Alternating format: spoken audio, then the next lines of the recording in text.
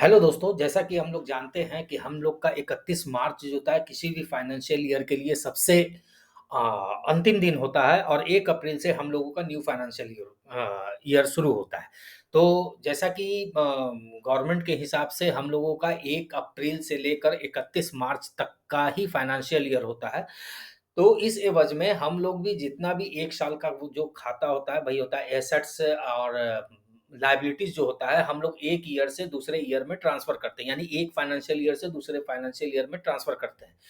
तो उस कंडीशन में आइए हम लोग बताते हैं जो भी यूज़र्स हैं, जो भी एक्स बुक यूज़ कर रहे हैं, उन लोगों के लिए ये मैसेज है कि कैसे जो है 1 साल से दूसरे साल की ओर ट्रांसफ़र करेंगे कि ताकि डेटा ट्रांसफ़र करेंगे कि ताकि आपका बिज़नेस स्मूथ चले और प्रीवियस का भी प्रॉफ़िट लॉस जो है आपका न्यू ईयर्स फाइनेंशियल ईयर में आपका आ जाए।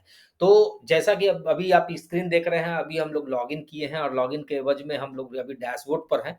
तो इस डैशबोर्ड में आप लोग जैसे एज़ यूजुअल लॉगिन करते हैं और इसमें मतलब डैशबोर्ड देख सकते हैं। एक बात का ध्यान रखना है कि ये जो प्रोसेस है, ये हमेशा जो है 1 अप्रैल या 1 अप्रैल के बाद ही हो सकता है। आप 31 मार्च को अगर ये प्रोसेस कर देते हैं, तो उस कंडीशन में आप बिल नहीं काट पाएँगे। तो ये हमेशा ध्यान रखना चाहिए कि 31 मार्च बीतने के बाद ही ये प्रोसेस आप प्रोसीड करें। तो आइए हम लोग जानते हैं, सबसे पहले हम लोग सेटिंग्स में जाते हैं। सेटिंग्स में देखिए यहाँ पर एक सेशन है, सेशन पर हम लोग क्लिक करेंगे। ये जब सेशन क्लिक करेंगे तो ये आपका फाइनेंशियल ईयर दिखाएगा। यहाँ पर आपका एक रो बना हुआ है जो कि 1 अप्रैल 2023 से 1 अप्रैल 2024 की ओर दिखा रहा है। अब हम लोग क्या करते हैं कि यहाँ पर हम लोग न्यू फाइनेंशियल ईयर चुनते हैं। तो न्यू फाइनेंशियल ईयर में मान लीजिए कि आप हम लोगों ने चुना कि 1 अप्रैल यहाँ पर चुना और इसका जो फाइनेंशियल ईयर है, ये आपका जो है 31 मार्च होगा। तो ये देखिए हम लोगों ने 31 मार्च चल गया। तो आप अगर डेट पर गौर करेंगे तो 1 अप्रैल 2024 से 31 मार्च 2025 ये हम लोग का न्यू फाइनेंशियल ईयर है। अब हम लोग इसको सबमिट कर देते हैं।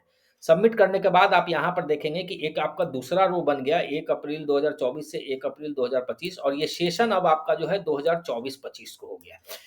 ये सेशन इनएक्टिव है, इस सेशन को भी इनएक्टिव छोड़ देना। अब आते हैं हम लोग लेफ्ट साइड में जो भी नेविगेशन मेनू है उसमें अकाउंट्स में जाते हैं और अकाउंट्स में जाने के बाद यहाँ पर आपका ईयर एंड प्रोसेस है। ये ईयर एंड प्रोसेस पर हम लोग क्लिक करते हैं। तो जैसे ही ईयर एंड प्रोसेस पर क्लिक करेंगे तो आपका करंट फाइनेंशियल ईयर आपका जो है 2023-24 दिखा रहा है क्योंकि ये अभी एक्टिव स्टेटस में है। और न्यू फाइनेंशियल ईयर इस न्यू फाइनेंशियल ईयर में हम लोग इसको जो है 2024-25 सेलेक्ट कर लेते हैं। ध्यान दीजिएगा कि ये प्रोसेस आप जो न्यू फाइनेंशियल ईयर सेलेक्ट कर रहे हैं वो सही है और इसी को हम लोग धीरे से मतलब कि हम लोग 2023-24 से 24-25 की ओर अग्रसर हो रहे हैं। अब इसको हम लोग सबमिट कर देते हैं। सबमिट करने के बाद ये जैसे ही क्लिक करते हैं सबमिट पर तो ये बोलता है please make sure that no transaction pending once year end is done data can not be roll back. तो इस बात का एक बात का ध्यान देना होगा कि आपको ये चीज इसमें एश्योर करना होगा कि जब आप ईयर एंड प्रोसेस एक साल फाइनेंशियल ईयर से दूसरे फाइनेंशियल में कर रहे हैं तो उस कंडीशन में आप मतलब कोई भी डेटा जो है कोई भी बिल को आप कैंसिल ना करें या कोई भी बिल को एडिट ना करें। हाँ, आप पेमेंट और रिसीव तो आपका हर साल चलता रहेगा, उसमें कोई दिक्कत नहीं होगी उसका। लेकिन ये सब चीज़ का ध्यान रखना है, जो भी आपका एडिट, मॉडिफाई जो भी आपको चीज़ करना है, वो फाइन ईयर एंड प्रोसेस के पहले ही कर देना है। तो अब हम लोग इस पर ओके पर क्लिक करते हैं। तो अब हम लोग ओके पर क्लिक करते हैं, ये थोड़ा समय लेगा और आपको जो है ये record save new year financial year move to करके एक मैसेज आएगा, वो अभी हम लोग थोड़ा-सा वेट करते हैं इसको।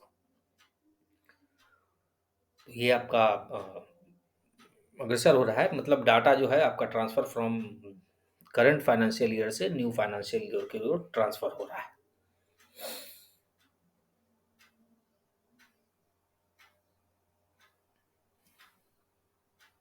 ये देखिए ये आपका जो है मैसेज आ गया और हम लोगों का फाइनेंशियल ईयर ट्रांसफर हो गया, financial year closed and new session activated.